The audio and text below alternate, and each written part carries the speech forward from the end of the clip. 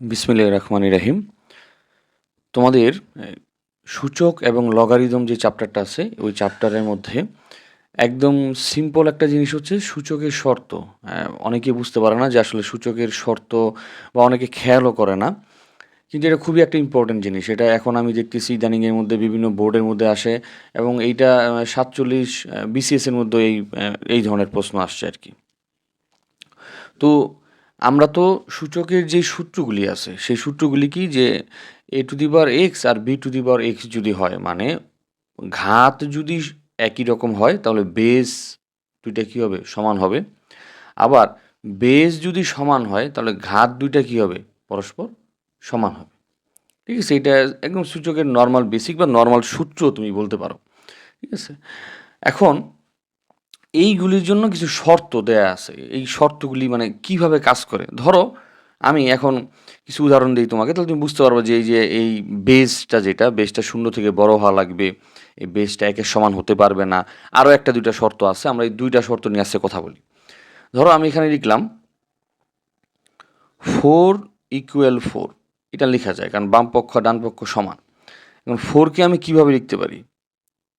যে 2² মানে 4, আবার -2² মানেও কি 4, ঠিক না? কারণ মাইনাসের উপর যদি তোমার জোড় সংখ্যক পাওয়ার থাকে তাহলে সেই মাইনাসটা মাইনাস থাকে না, প্লাস হয়ে যায়। বা -2 × -2 মানে হচ্ছে মাইনাসে মাইনাসে প্লাস, 2 × 4 আর এটা 2² মানে 4।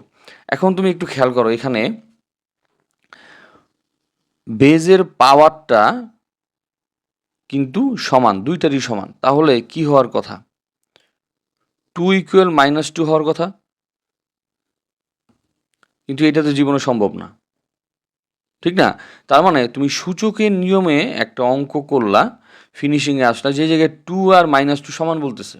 তার মানে কি? তোমার সূচকের নিয়মটা ভুল। এখন তুমি বলতে পারো না সূচকের নিয়মই তো ঠিকই আছে। তাহলে ভুল কেন হইতেছে?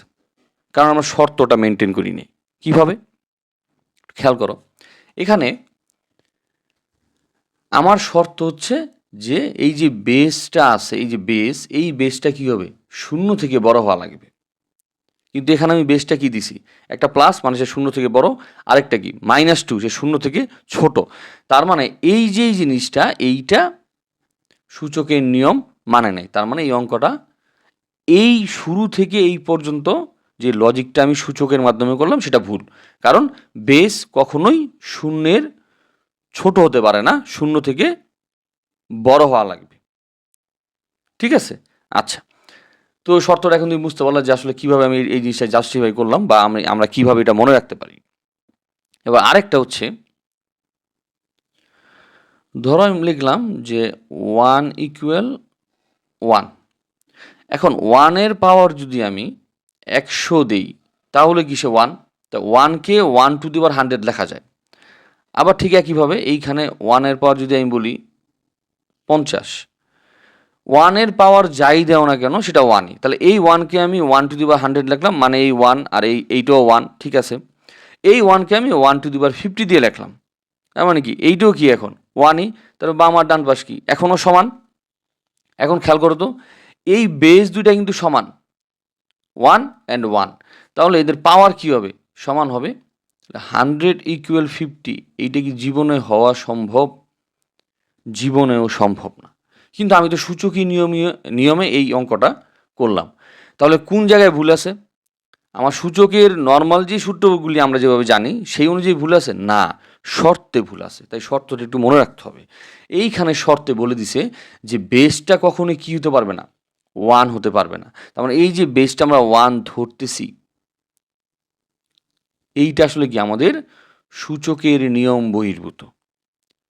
তার মানে যদি আমি কখনো সূচকের এই শর্তগুলি মেনটেন না করি তাহলে সূচকের নিয়মে অঙ্কটা হবে না।